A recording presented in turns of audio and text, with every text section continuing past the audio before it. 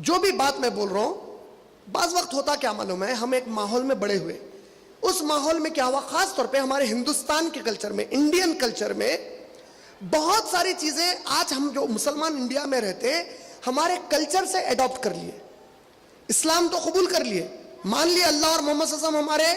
رب اور رسول ہیں صلی اللہ علیہ وسلم بول کر، مان لیے کہ قرآن کے مطابق میری زندگی ہونی چاہیے بول کے، مان لیے کہ اسی میں کامیابی ہے، لیکن جب عمل کرنے کی بات آتی ماحول کے اثر میں آتے تھوڑا، ارے نہیں بھائی یہ کیسا کروں، یہاں پہ کیسا کر سکتے یہ چیزاں نہیں، اور اس میں دو قسم کے لوگ رہتے، پھر ایک جو دل میں بولتے ہاں بھائی جو بھی ہے قرآن حدیث تو یہی ہے بھائی، اللہ آپ میرے کو جلدی قرآن حدیث پہ عمل کرنے والا بنا دیجئے، دوسرا ہے بھائی مگر اب کیسا کرنا، اب ایسا بولے تو ہو جاتا کیا، یہ بحث کرنے والے لوگ رہتے، تو بحث کرنے سے اور مان لینے سے دونوں بھی صورتوں میں اللہ کی ذات اور شان میں کوئی فرق نہیں آتا،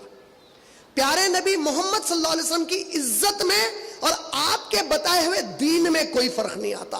اس قرآن کی تعلیم میں کوئی فرق نہیں آتا، حدیث میں کوئی فرق نہیں آتا، فرق آتا آپ کی آخرت پہ،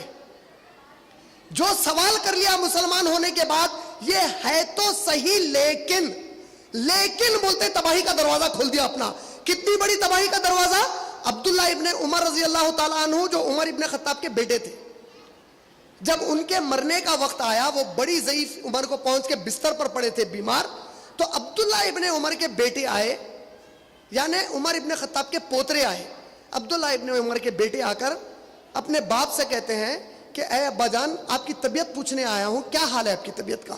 عبداللہ ابن عمر نے فوری پوچھا کہ میں نے سنا ہے تو اپنی بیوی کو مسجد کو نہیں جانے دیتا، کہا کہ ہاں ابا حالات فتنے کے ہو گئے ہیں، معاشرے میں خرابیاں آ گئی ہیں، میں اس لیے اپنی بیوی کو جانے نہیں دیتا، عبداللہ ابن عمر نے کہا کیا تو نہیں جانتا کہ اللہ کے نبی نے فرمایا ہے کہ اگر تمہاری عورتیں مسجد جانے کی اجازت مانگے تو انہیں مسجد جانے کی اجازت دے دو،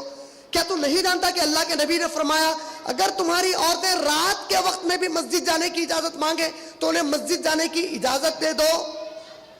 عبداللہ ابن عمر نے فوراً کہا ہاں وہ تو ہے ابا لیکن جیسا ہی کہا عبداللہ ابن عمر نے اپنی ہتھیلی ان کے منہ پر ماری، مار کر اپنے چہرے کو پلٹا دیا، بولا کہ کمبخت میں تجھے میرے نبی کی حدیث سنا رہا ہوں اور حدیث کے بعد تیرے منہ سے لیکن کیسے نکلا، اللہ کی قسم ہے اب تیرا باپ بن رہے تک تیری صورت نہیں دیکھے گا کیونکہ تو ناخلف میرے نبی کے قول کے بعد لیکن بولا۔ آج اگر آپ کے میرے درمیان ہوتے تو یہ صحابہ کیا کرتے ہمارا حشر، ہم تو حجت کرتے حدیث کے خلاف پوری،